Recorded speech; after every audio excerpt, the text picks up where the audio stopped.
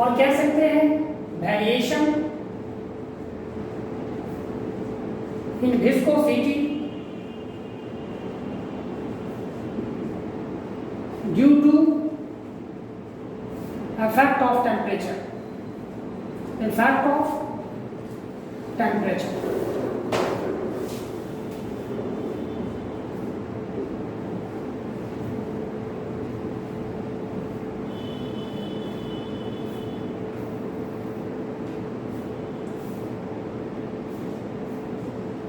The temperature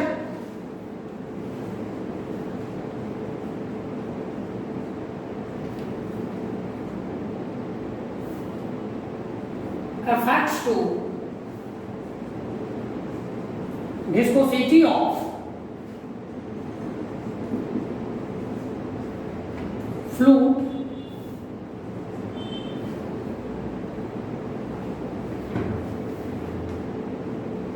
as increasing in temperature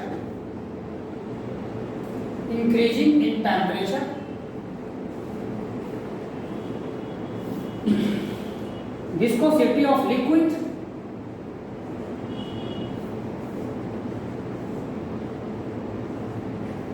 decreases while viscosity of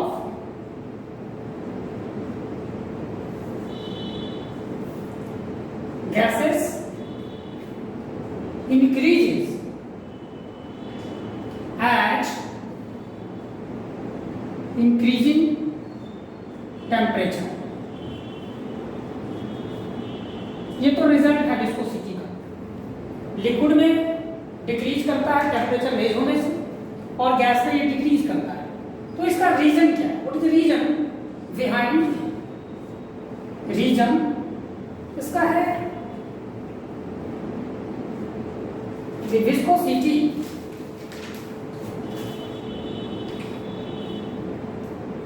or the viscous force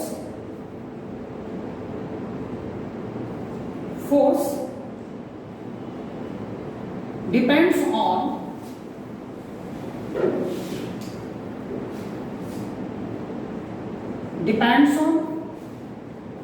cohesive force between molecules and change in momentum.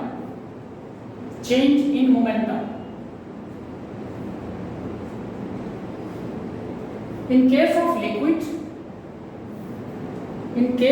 liquid, cohesive force decreases at increasing temperature. Change in momentum is negligible compared to cohesive force. That is, cohesive force predominates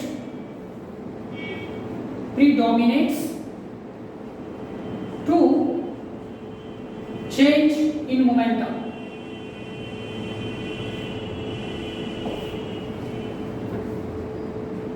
So viscosity decreases. In case of gaseous state, change in momentum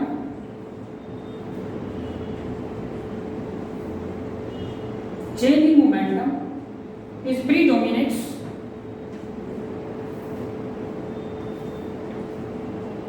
predominates over cohesiveness So whenever temperature increases, change in momentum also increases.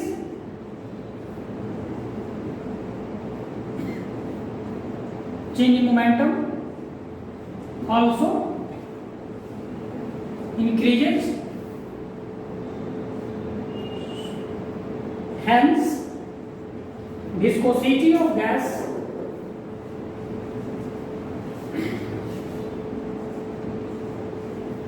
increases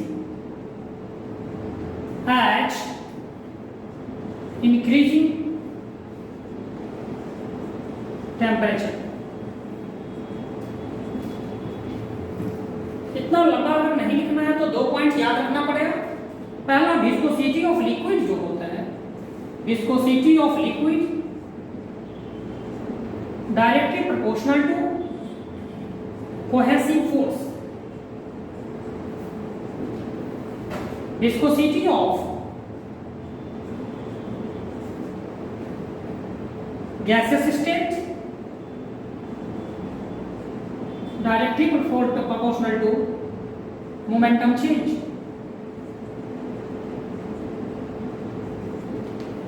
जब temperature का effect होगा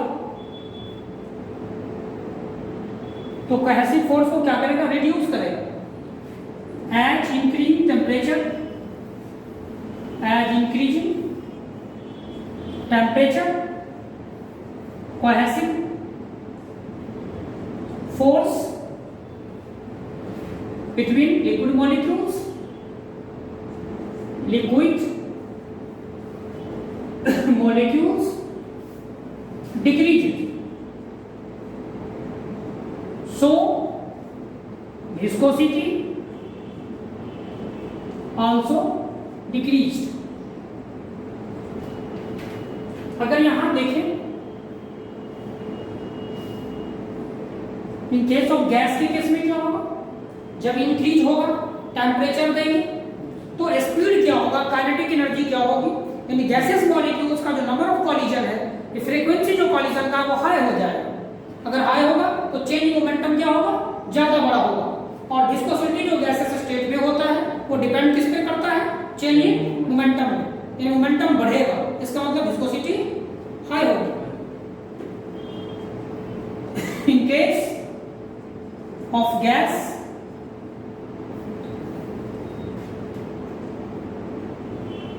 momentum change increases when temperature increased. So viscosity क्या होगा? Also increase. पीछे क्या है इसका mechanical behaviour क्या होगा? गैसेस स्टेट में जो मॉलिक्यूल्स हैं इसके कॉलिजन क्या होगा? नंबर ऑफ कॉलिजन बढ़ जाएगा, यानी फ्रीक्वेंसी ऑफ कॉलिजन काफी हाई होगा कॉलिजन। और इसका मतलब क्या होगा? मोमेंटम इसका तेजी से बदलेगा, और तेजी से बदलेगा तो इसका मतलब क्या है? विस्कोसिटी बढ़ेगा। कितना बढ़ेगा? तो मैथमेटिकल आइडिया निकालना पड़ेगा। पहले एक सेकंड इसको देख लीजिए, किसी जगह प्रॉब्लम है तो मैंने पूरा लिख दिया रीजन्स में, दोनों केस का, ये लिक्विड केस का, ये गैसेस केस का। अगर इतना नहीं याद रहा या नहीं समझ में आया तो डायरेक्ट ये 2 पॉइंट से आप समझ जाएंगे। गैसेस स्टेट में क्या विस्कोसिटी किस पर डिपेंड करता है, और लिक्विड स्टेट में विस्कोसिटी किस पर डिपेंड करता है, और उस पर टेम्परेचर का रोल क्या होगा, ये आप इससे डिस्कस कर सकते हैं।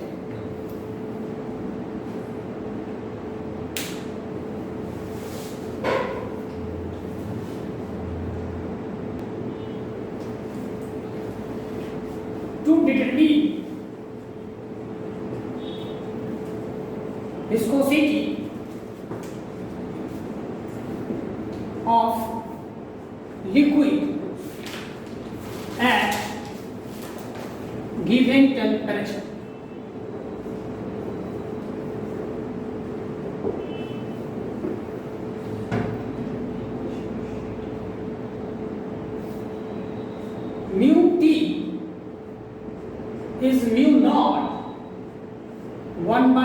Plus alpha T plus B T square, where mu T viscosity of liquid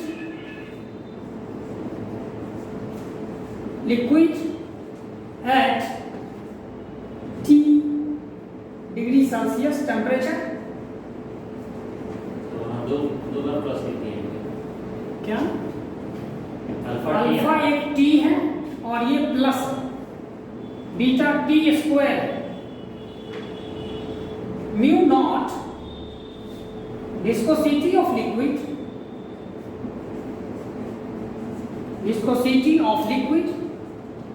at 0 degree Celsius temperature। Alpha and beta are constant, its value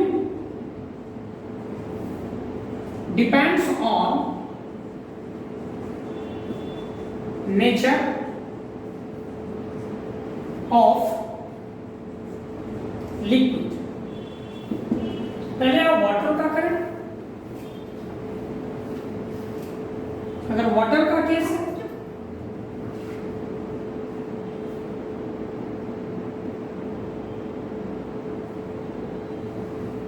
for water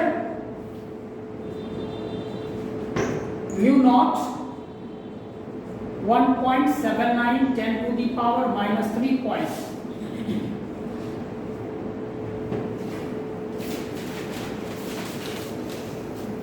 alpha होता है alpha 3.368 into 10 to the power minus 2।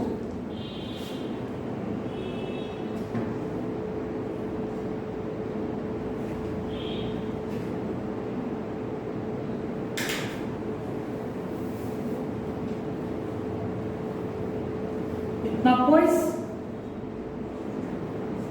Beta होता है 2.21 into 10 to the power minus 4 points।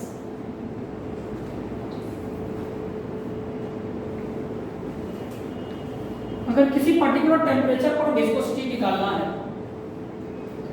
Suppose that अगर आप निकालना चाहते हैं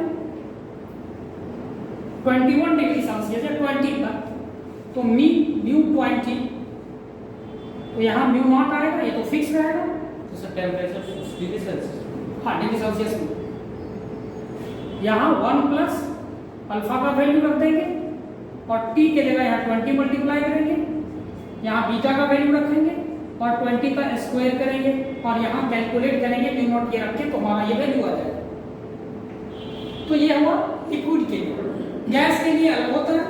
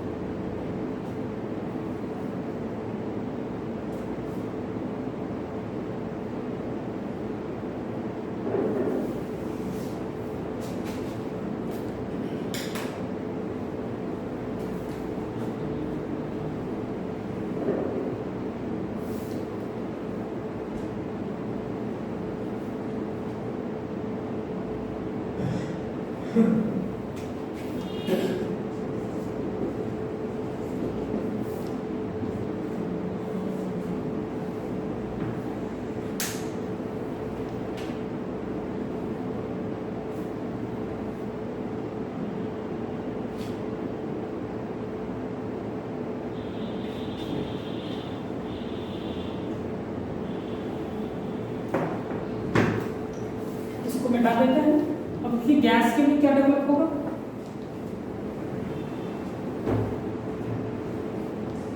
For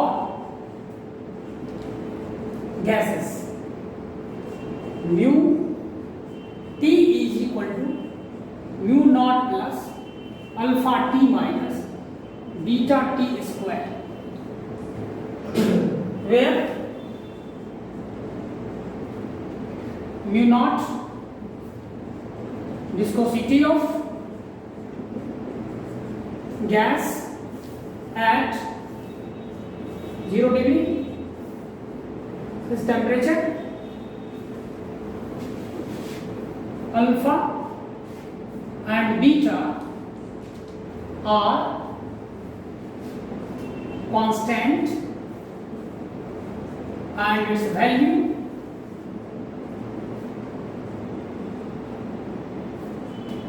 depends, या कांस्टेंट वैल्यू है तो गैस का है तो ऑलरेडी ये फिक्स रहेगा, और टी क्या है, टेम्परेचर चेंज है, टेम्परेचर स्केल बोल सकते हैं। अब यहाँ गैस के लिए वैल्यू क्या आता है, फॉर गैस म्यू नॉट जो होगा ये वैल्यू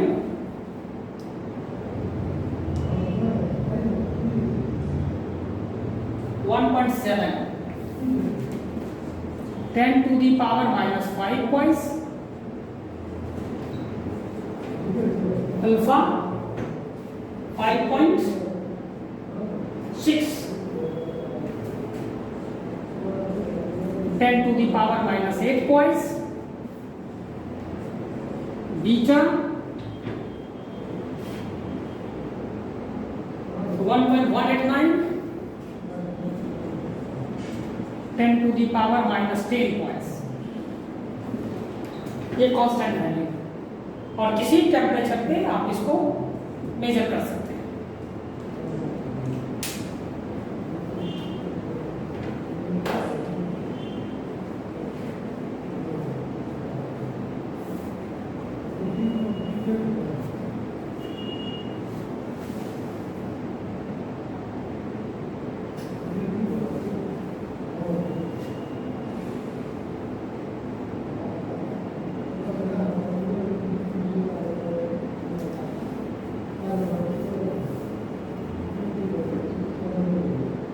अब इस प्रॉपर्टीज के आधार पे जो फ्लूइड का क्लासिफिकेशन कैसे करते हैं, इसको मिटा दें ऊपर से। ये तो विस्कोसिटी का इफेक्ट हो गया टेम्परेचर से।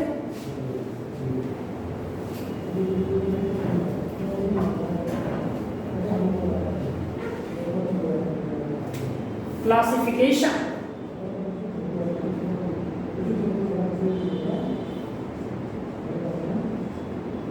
of fluid according to viscosity,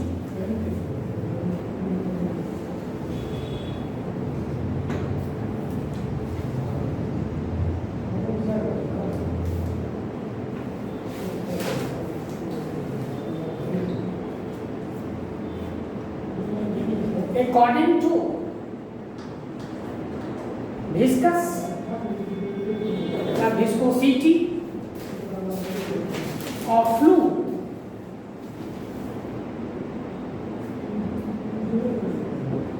it can be classified into 5 categories।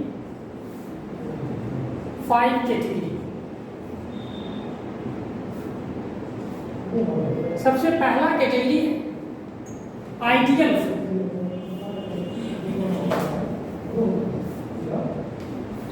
दूसरा रियल फ्लूइड, तीसरा न्यूटोनियन फ्लूइड्स,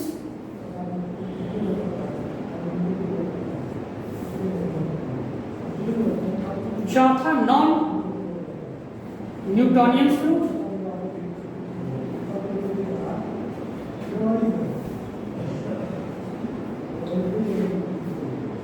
और पांचवा आइडियल प्लास्टिक।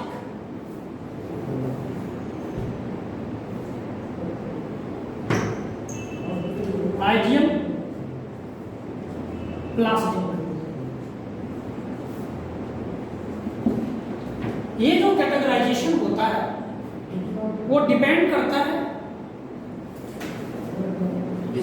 शियर स्ट्रेस और शियर स्ट्रेन। अल्टीमेटली ये विस्कोसिटी पर ये डिपेंड कर रहा है सारा फ्लूइड्स।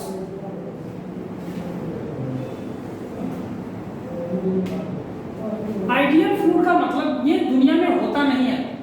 कोई भी फ्लूइड जो एग्जिस्ट कर रहा है नेचर में वो आइडियल है ही नहीं, यानी जिसमें विस्कोसिटी का वैल्यू क्या हो 0, नो विस्कोसिटी, ये पॉसिबल नहीं है। रियल यानी इसको छोड़कर बाकी जो फ्लूइड है वो सब क्या है, रियल फ्लूइड्स है।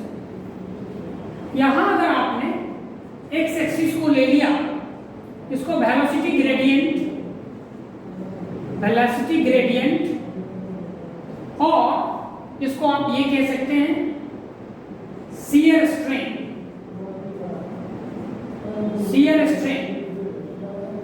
और यहां आपने कहा ग्रेडियंट है तो du बाई क्या है, dy है, और ये टर्म जो है that is top shear stress. अगर किसी में विस्कोसिटी है ही नहीं यानी स्ट्रेस पैदा नहीं होगा, बिकॉज आपने क्या कहा, आपने कहा है tau is equal to mu du by dy कहा। अगर इसका वैल्यू 0 हो जाए तो कुल मिला के म्यू 0 होगा। When tau is equal to 0 then mu ये 0 होगा। अगर लेफ्ट साइड 0 है तो इसको डिवाइड कर देंगे dy पूरा 0। इसका मतलब नो विस्कोसिटी यानी कोई रेजिस्टेंस क्रिएट ही नहीं होता। तो आइडियल फ्लूइड का डेफिनेशन अगर ग्राफ में देखें तो इस लाइन पे क्या होगा, आइडियल फ्लूइड होगा। ये लाइन क्या होगा, आइडियल फ्लूइड को प्रेजेंट करता है। क्यों? क्योंकि इसमें कोई शियर स्ट्रेस है ही नहीं। अगर स्ट्रेस है ही नहीं तो विस्कोसिटी 0। सेकंड है रियल फ्लूइड, क्योंकि रियल फ्लूइड्स में सारे फ्लूइड्स होते हैं, ऑल फ्लूइड्स। चाहे अगर आप इस तरह से कोई लाइन ड्रॉ किया, इसमें क्या दिख रहा है, shear stress and shear stress directly proportional to each other. यानी ये लाइन शो कर रहा है tau is proportional to du by dy, यानी shear stress directly proportional to shear strain.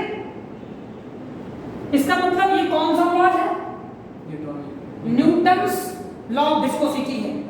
यानी न्यूटन्स लॉ ऑफ विस्कोसिटी का जो फ्लूइड पालन करेगा, ओबे करेगा, उसको क्या बोलेंगे, न्यूटोनियन फ्लूइड्स बोलेंगे। तो ये लाइन क्या होगा, न्यूटोनियन फ्लूइड। अब कोई लिक्विड ऐसा जो इस रूल ओबे को इसका पालन नहीं करता है, यानी ये प्रोपोर्शनलिटी को नहीं शो करता है, यानी हाई यील्डिंग होगा। यहां दिख रहा है स्ट्रेस क्या है, ज्यादा है with compare to the strain, ये प्रोपोर्शनल नहीं है। तो इसका नाम हो गया नॉन न्यूटोनियंस फ्लूइड, यानी ये ओबे नहीं कर रहा है प्रोपोर्शनलिटी रूल को। तो नीचे भी तो भी तो ओबे नहीं कर रहा, तो इसमें तो विस्कोसिटी ही नहीं। जब 0 है तो आप कह सकते हैं, इसको तो मैंने नहीं कहा तो न्यूटोनियन फ्लूइड है। न्यूटोनियन फ्लूइड से किसको कहा गया, और ये नहीं है तो नॉन न्यूटोनियन दिख रहा है। यानी इस क्वाड्रेंट के अंदर जो भी फ्लूइड आएगा वो सब फ्लूइड क्या है, रियल फ्लूइड है। अब इस पे यहाँ पे क्या है, जिसमें स्ट्रेन ही नहीं, यानी यहाँ पे क्या होगा, x का वैल्यू क्या होगा, ग्राफ के हिसाब से पढ़े तो इस एक्सिस पे क्या होगा, y का वैल्यू 0 यानी शियर 0 हो गया। तो यहाँ पे क्या होगा, du by dy का वैल्यू क्या होगा, 0, यानी there is no rate of change in velocity with regarding to depth, यानी स्ट्रेन 0 हो रहा है बट स्ट्रेस है। तो इसका मतलब यहां जो होगा इसको क्या बोलेंगे, ideal plastic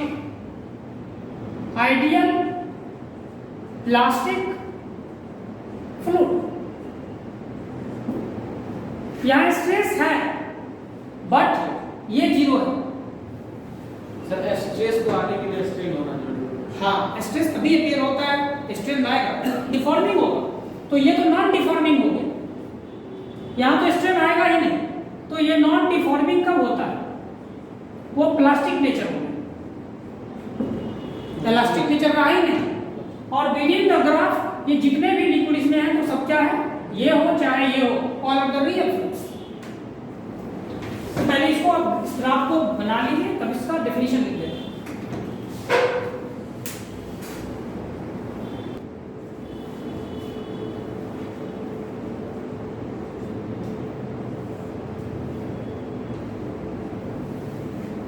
the fluids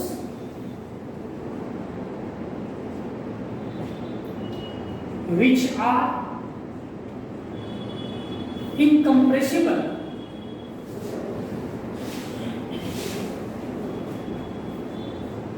in nature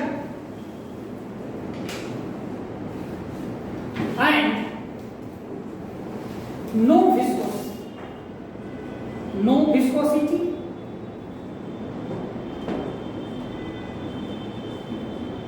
exists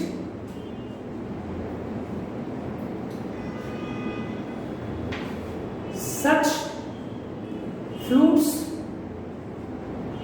are known as ideal fluid.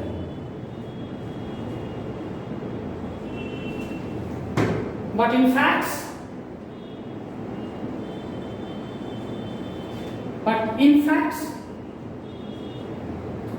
no such fluids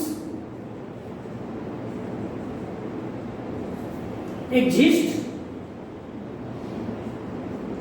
in nature. All those fluids exist in nature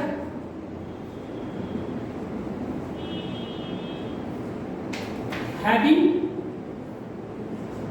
viscosity.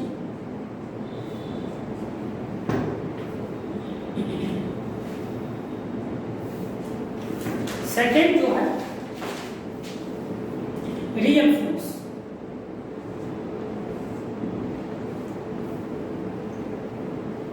the fluids exist in nature which having viscosity are known as real fluids.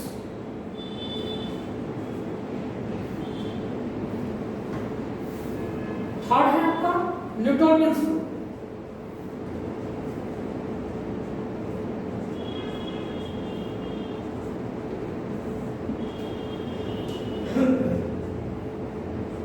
The fluids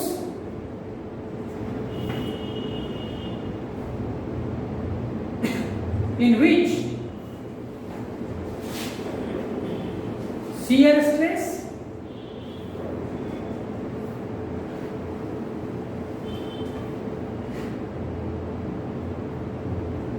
due to relative velocity of laminar layer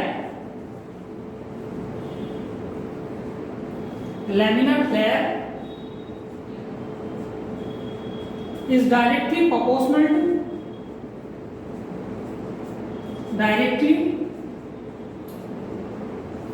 proportional to the change in velocity with respect to depth between laminar layer. Depth between two laminar layers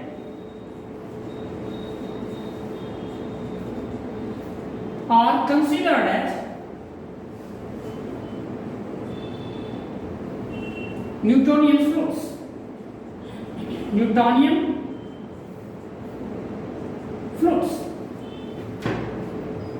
अगर mathematically आप सोचें, all those fluids which obey Newton's law of viscosity is known as Newtonian fluids.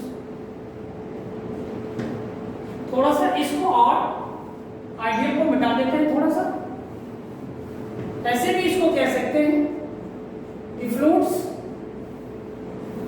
which obey Newton's law of viscosity are considered as Newtonian fluid. तो इससे क्या होगा, एक नया जो नॉन न्यूटोनियन फ्लूइड है उसका डेफिनेशन निकल जाएगा। Non Newtonian fluid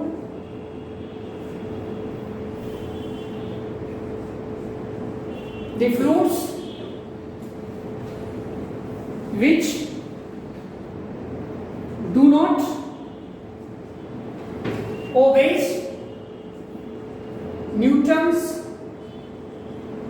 law of viscosity are considered as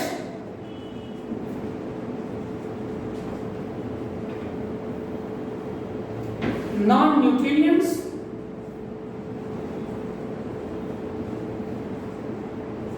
fluid।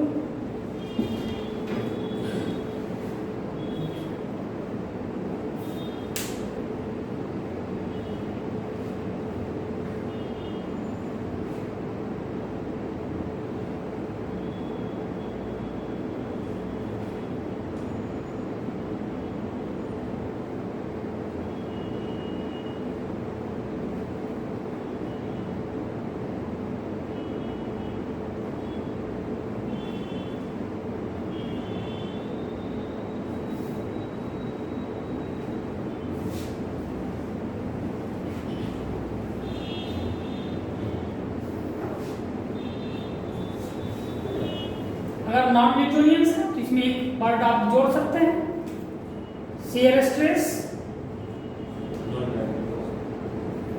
not directly not proportional to shear strain or the velocity gradient।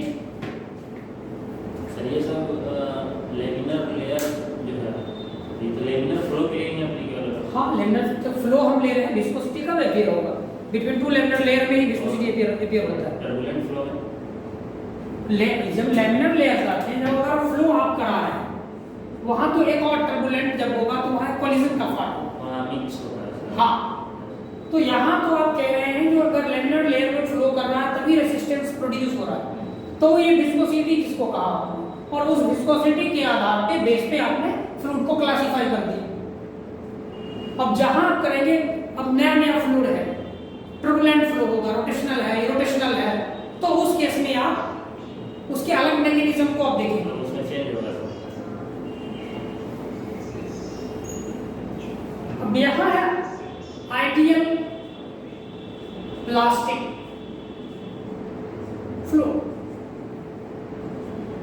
अब आइडियल प्लास्टिक फ्लूइड क्या है, तो ग्राफ से आपको दिख रहा है shear stress is more than the strain, कहीं भी हो the fluid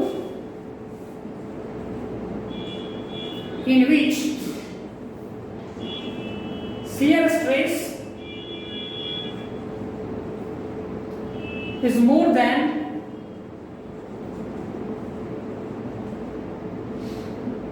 yield and proportional to the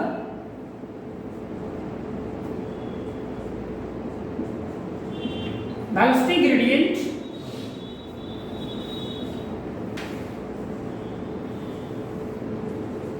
or shear strain।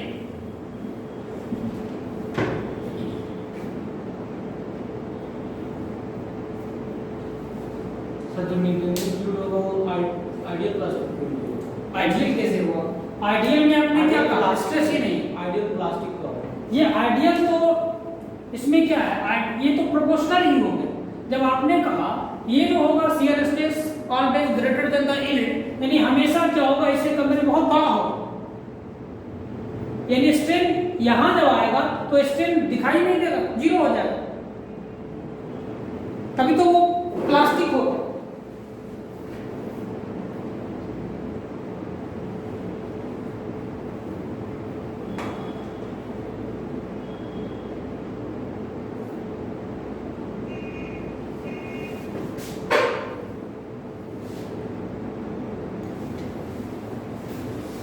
तो क्लासिफिकेशन कर लिया। अब सिंपल दो मैथमेटिकल आइडिया आपके पास है। अब यहां से विस्कोसिटी के लिए relation between shear stress and viscosity, ये तो पहले से पता है। Relations between shear stress and viscosity, tau is equal to, आपने कहा mu into d u by d y, where u क्या है, डी यू का मतलब क्या है, change in speed, change in velocity, और डी वाई क्या है, लेमिनर लेयर के बीच का डेप्थ, या ये भी कह सकते हैं separation between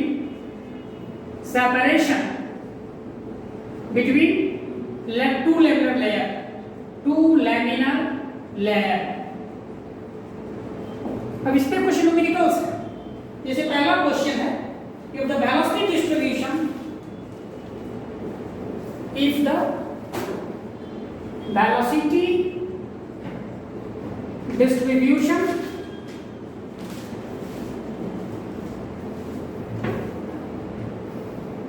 over a plate is given by,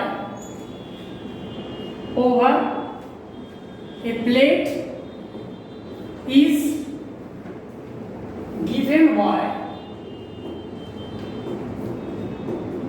u is equal to 2 by 3 y minus y square,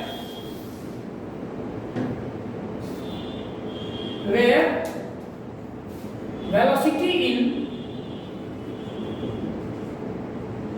meter per second and distance in meter.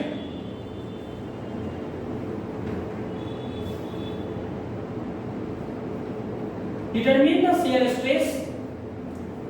Determine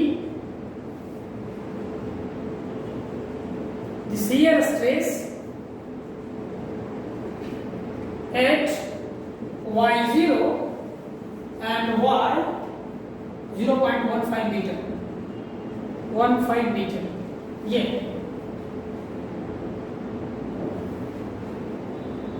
यहां दिया है जो विस्कोसिटी ऑफ फ्लूइड है। Take dynamic coefficient of viscosity, coefficient of viscosity,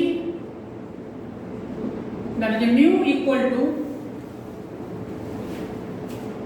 8.63 points, 8.63 points।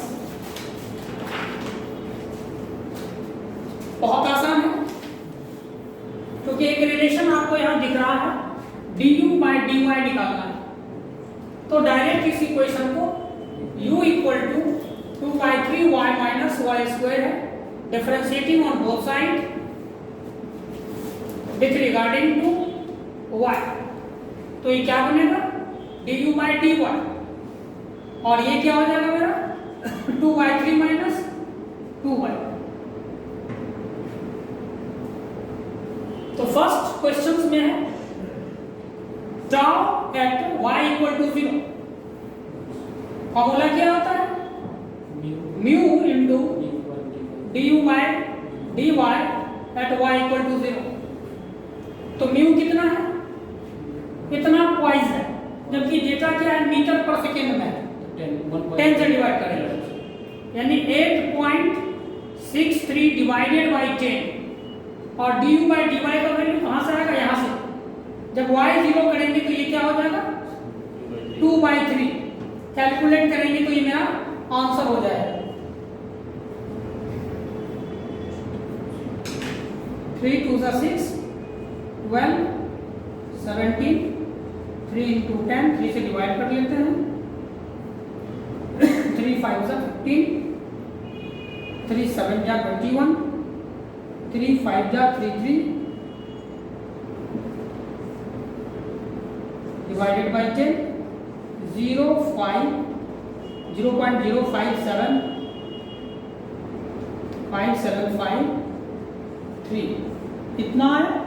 और ये क्या है, shear stress है। तो शियर स्ट्रेस क्या होता है, न्यूटन पर metre square, that is pascal.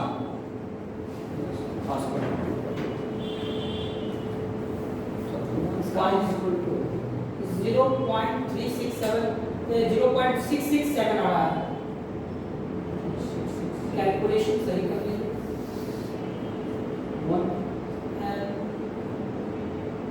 0.5756 सही है, और 5 पर है 0.3167।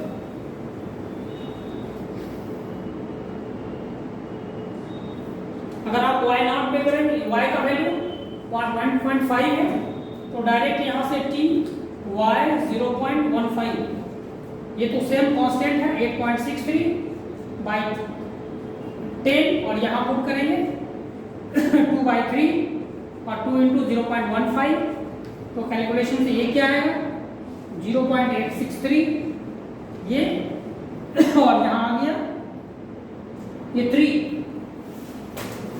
0.3 आएगा, 2 माइनस 0.9/3 ऐसे लिख देते हैं। अब ये क्या आएगा 0.3266,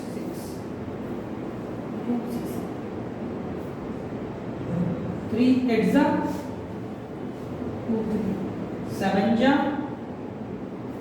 6 जा into 1.1, तो मल्टीप्लाई करने से कितना आएगा,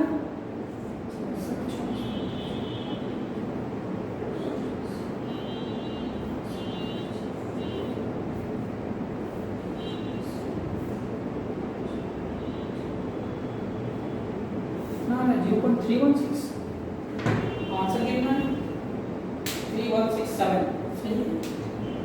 इतना पास्कल के करीब आएगा।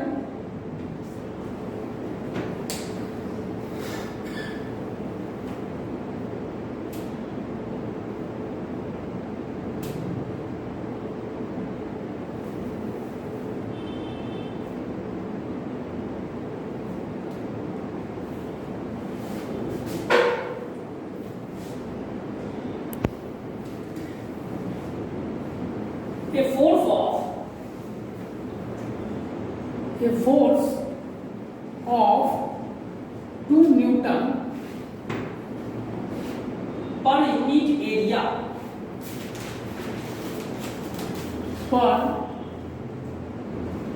unit area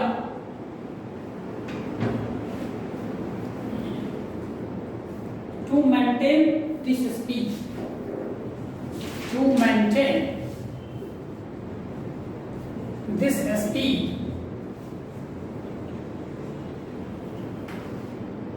determine fluid viscosity between the plates. Determine fluid viscosity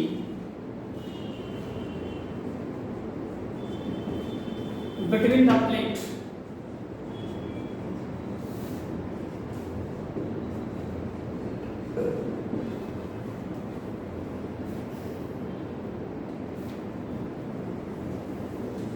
question है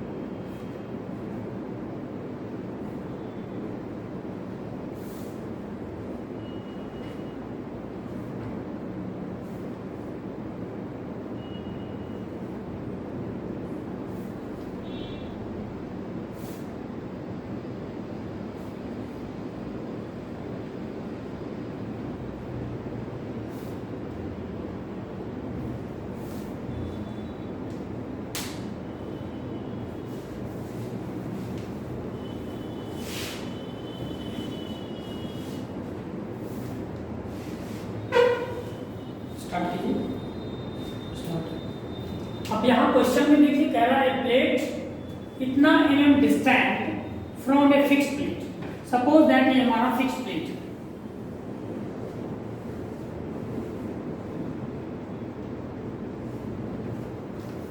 और एक प्लेट इससे सर्टेन डिस्टेंस पे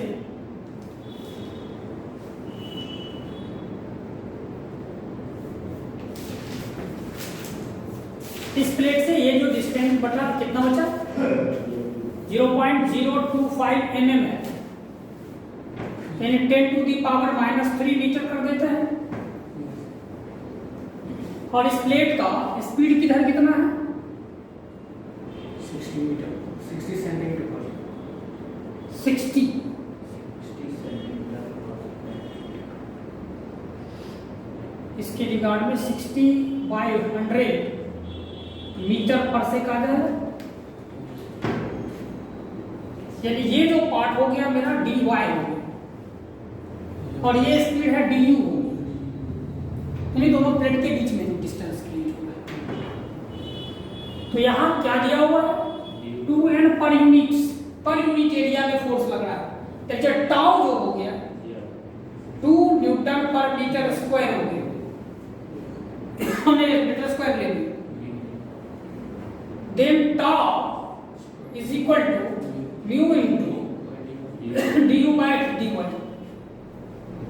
हमको डिटरमिन करना है म्यू, तो म्यू कितना आएगा tau by du by dy और tau into dy by du। Tau create कर दिया कितना 2, dy लाया कितना 0.025 इंटू 10⁻³ मीटर में ले जाएगा।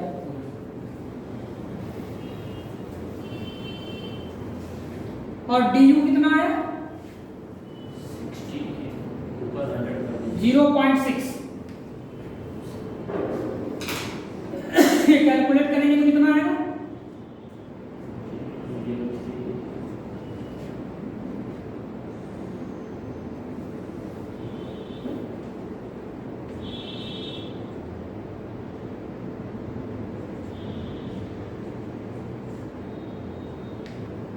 यहां से 3 8 जा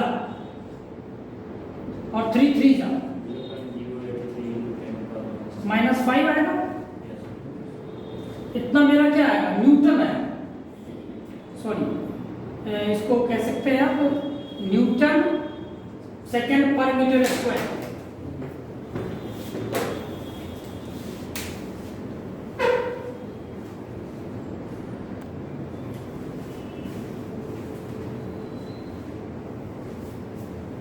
ये कोई फ्लैट प्लेट है, ये कोई दूसरा प्लेट है। इस प्लेट का जो एरिया है 1.5 इंटू 10⁻⁶ mm स्क्वायर में है, ये एरिया दिया प्लेट।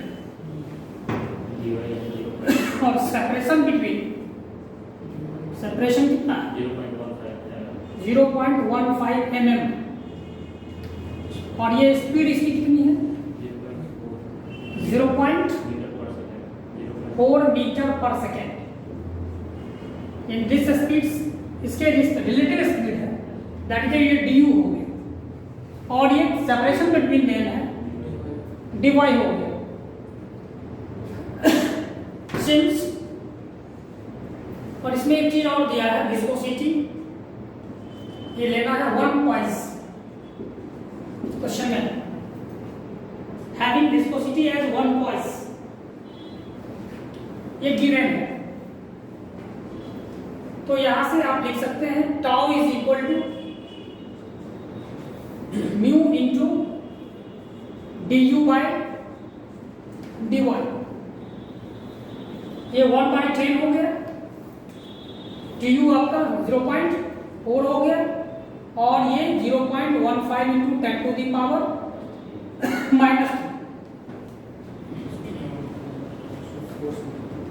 कुल मिला के क्या है 0.4 इंटू 10⁻, कैंसल आउट भी करके निकाल सकते हैं डायरेक्ट वैल्यू 0.4 इंटू 10⁻3, यहाँ 10 इंटू 0.15 mm कन्वर्ट कर चुके हैं।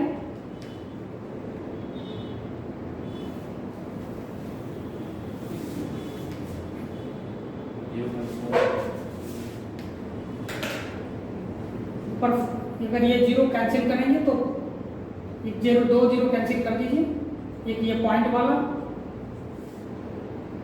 और ऊपर में 2 रख देते हैं, ये भी कैंसिल।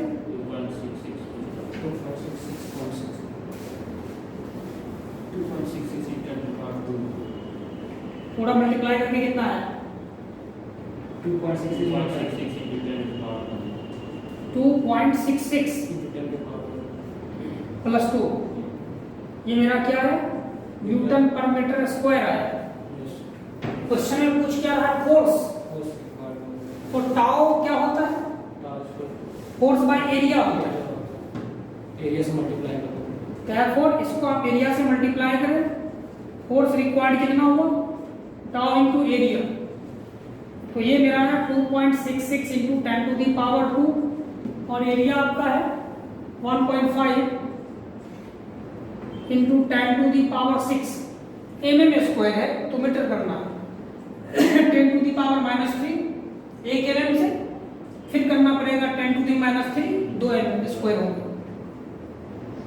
और मल्टीप्लाई करें, 400. पूरा मल्टीप्लाई करके कितना आ रहा है? 400. 400। ये 6 तो ये तो कैंसिल हो गया ये भी कैंसिल हो गया। अब ये बचा,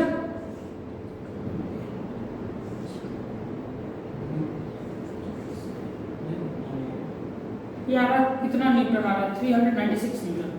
अगर कैलकुलेशन आपने सही किया तो आंसर क्या है पता? 400 आ रहा है। वो पॉइंट जो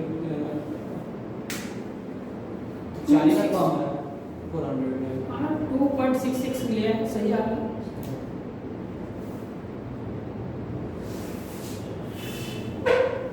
बंद करो इसको। अगर इसमें पावर पूछता तो क्या करते?